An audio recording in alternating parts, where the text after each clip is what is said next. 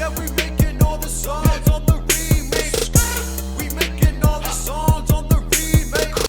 Hi guys, so back for another remake video. This time we've decided to remake Dua Lipa's Don't Start Now. So it's a wicked tune, really cool bass line, way more modern production than the last track we did. So yeah, we'll jump right into it and I'll show you how I made it. The main track is also on my YouTube channel if you want to go and listen to it individually. It's also on my Instagram. So anyway, jumping in. So this is what the project looks like. So it's broken into some quite clear sections, and the sections do repeat with some slight variations. So let's dive in at the beginning. If you don't wanna see me. Great. So yeah, that beginning is mainly some kind of like 90s sounding like mid-rangey piano, which we've recorded in with an electric piano just over there, just a live piano.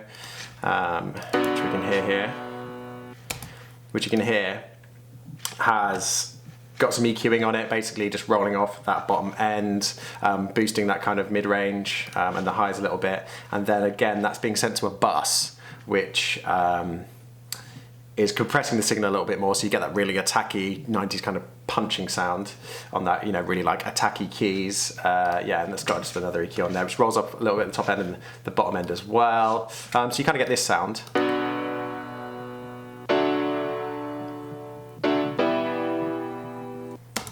And then combined with some Logic, just stock Steinway pianos on either side just to give it a bit of width.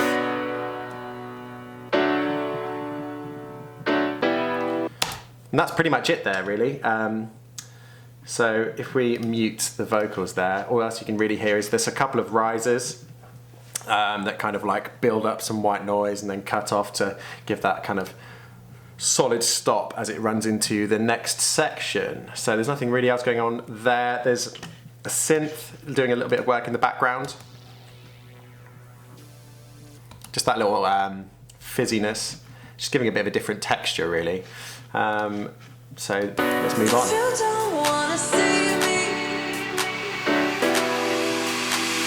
Did a full 180, crazy, thinking about the way I was. Did the heartbreak change me? Maybe, but look at where I ended up. I'm all good. So here we have the main section of the song here. This is the main kind of bass riff, which is the main theme of the song. So on the actual record, it's definitely recorded on a synth bass that's emulating a live bass guitar. It sounds like a contact instrument, if I'm honest, but I really wanted to learn the bass line and play it in because it was, you know, it's just really fun. So I've actually combined that with just some MIDI bass just to kind of give it that slightly like kind of glassy, like fake feel. But if I play you those bass parts.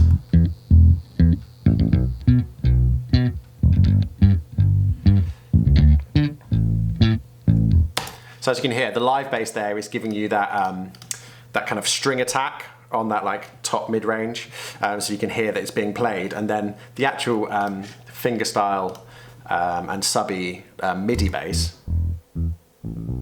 is giving that kind of like scooped kind of style bass, which is just, it's a cool sound. It's kind of a more of a like 80s throwback, this part really, with that like 4 to the floor, late 80s, 90s thing, 4 to the floor drums.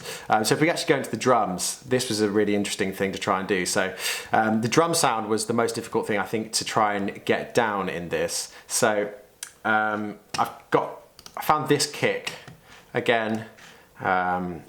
I got these samples from Splice, which I cannot recommend highly enough. It's a like sample and audio library with royalty-free samples on there. There's such a range of samples. If you know what you're looking for, you can get some really, really nice things on there. So yeah, got these from Splice. Some of them I found in an audio loop already, and I just like cut the part of the sample out that I wanted and then have created them into this. So the kick is really important because that kind of drives the 4 to the floor track.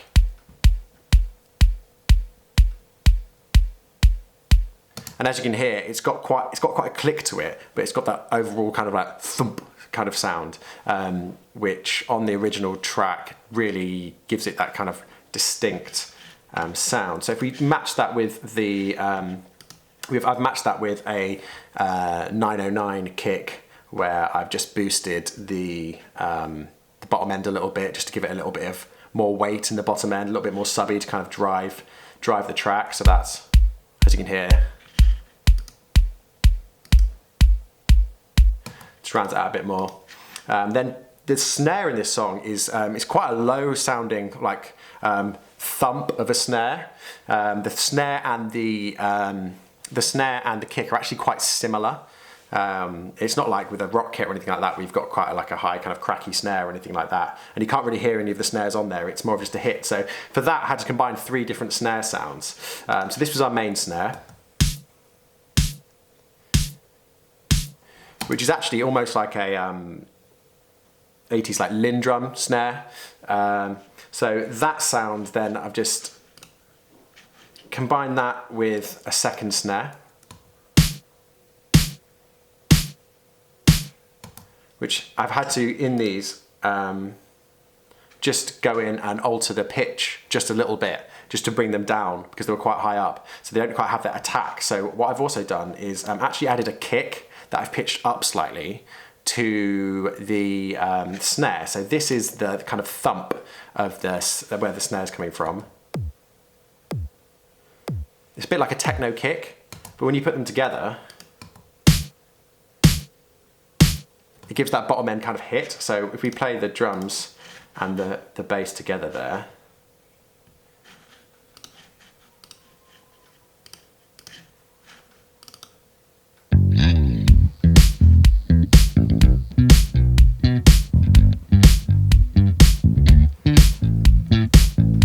those sounds on their own give the entire vibe of the track, really. That gives it that, I mean, the album it comes from is called Future Nostalgia, and I think that really lends itself to the older style sounds and the more kind of like nostalgic sounds that are used throughout the album, especially this record. It's got that kind of classic dance like beat under it with the polyrhythm bass, which kind of makes you want to move, and it's brilliant. Okay, so on there again, there's not really much more really in this part. So we've got some open hats.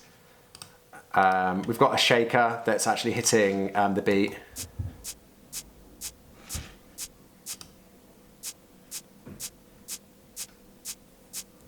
And that's it really. So that makes up this section. Crazy, thinking about the way I was. Did the heartbreak change me? Maybe, but look at where I ended up. I'm all good. It's got a little drum fill in there at the end. So the interesting thing that happens here in the track is there's a filter effect on the bass. So that kind of tells us as well that that's not a natural played in bass. That's actually like a MIDI instrument that's gone in there. So what I've done for that is just found a kind of squelch bass which matched the tone a little bit, and then yeah, so with this I've just gone in and automated the synth bass on MIDI, and then bounced it in place. As you can see here, this is coming through as an audio file. So I've bounced it in place into an audio track, and that way I can use a fade tool to let that kind of blend in to the other bass sounds, so you get this effect. I'm all good already, so moved on, it's scary. I'm not It where comes you in. left me at all. So And apart from that, we've got some claps happening on the snare here,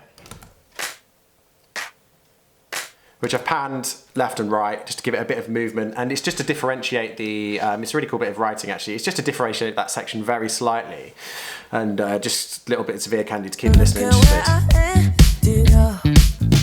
I'm all good already, so moved on, it's scary. I'm not where you left me at all.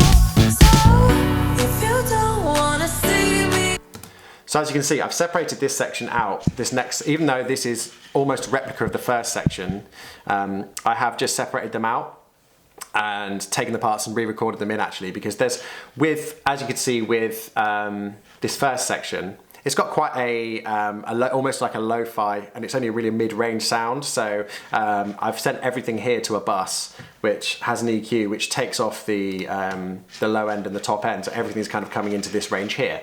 However, when the same section comes in this kind of pre-chorus part, it has a much fuller sound. So I've still got the pianos, but as you can hear here, they've got that similar. They've got the same tone. They've just been EQ'd a bit differently, really, just to give it a bit more of a full sound. And then, apart from that, we've got our synth again. And this time is the first time I've put in an 808 kind of sub bass. Just because it just gives it some bottom end, it gives it some weight, and it differentiates it again from that first section. So you can hear that in here.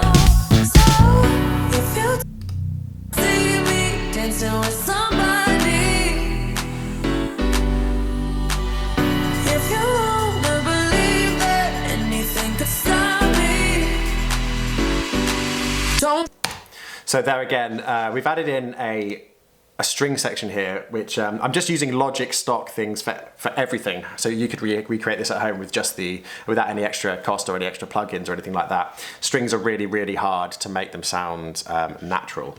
So this has in the track kind of like a run up to the strings, which I'm playing everything in on this MIDI keyboard here. So the way I actually did that is just it's B to B, so it's B, and run my fan up to the B up there, as you can see on the MIDI, and then just let them overlap and just kind of come off the attack on the actual instrument itself, just to let them flow a bit more and make it a bit more seamless. If you wanna believe that anything could stop me, don't show up, don't come out. So again, we've got our risers that come into this section here. If you wanna believe that, don't show up, don't come out. They do a lot of work actually with build up and release.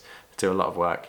And then we're back into this section, which is basically mimicking this section here, instrumentally, where you've got the extra claps. Here we've added in some extra hats, some extra hi-hats, some extra drum fills, and just there's little interesting pieces to keep it a bit more interesting. But it definitely strips back down here. It builds up with some luscious chords in this section, and then strips back down to don't show up, don't come out, don't start caring about me now. There we've combined a wood block and a cowbell for that sound. Pretty simple really, it's all just listening as close as you can to the track and just picking each individual section out and just finding the closest thing and just manipulating that sound as best you can, usually through EQ, just to, and maybe effects, just to try and get it sounding as close as possible. So we have this section, and then the next section, the last kind of section that I've done, is a culmination of those kind of like smooth chords and that like sparse funk bass line. You know how, don't start caring about me now. Aren't you the guy who tried to hurt me with the word goodbye? Though it took some time. Now, aren't you the... So again, we've just cut up our samples to replicate a little drum fill in there. Oh, come on, Logic. There we go. Yeah, which you can see here. So that's really simple. We've just snare kick, snare kick. And then coming into this, we've got these nice chorus synths, which are basically, I've used the retro synth on Logic, which has some nice kind of soft pad sounds. And then to make sure it kind of blends, I've just, I can show you in here, I've just sent that to a bus and put a compressor on there, and we've just side chained that to our 4 to the floor kick to make sure that our kick's still coming through and it's still got that kind of beat and that dancey beat, and it's not getting too washy. So you can kind of hear that kind of pumping effect on here.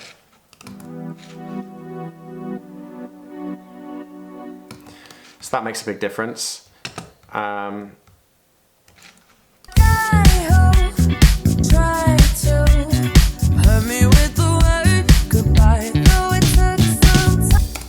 the only other thing we've really got going on there is we've got some more shakers that give it a bit more movement. We've kind of been hitting the tss, tss, tss, tss, but this time we get some offbeats, which just really livens it up and it makes a big difference. If you listen to this, You know how. it's very, Don't start caring. and then this,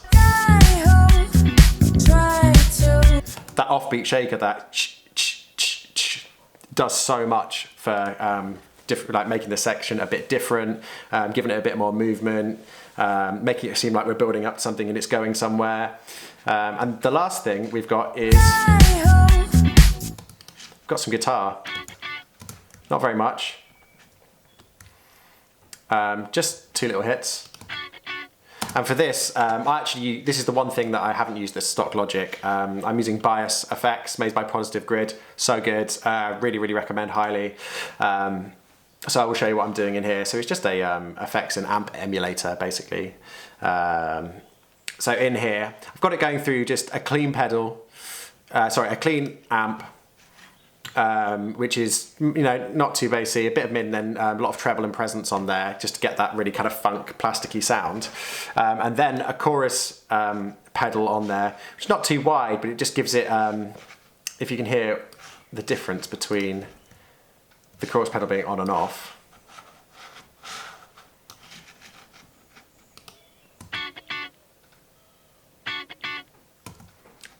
And on. Just lets it sit back in the mix a lot more. And it's more of a characteristic of that kind of era of music that Dua Lipa is emulating here. That kind of like little funk guitar parts. And it doesn't need to be a main feature. It just adds a bit more texture and it's pushed quite back in the mix. Oddly, it does it on the bar 1 and 2 and not 3 and 4.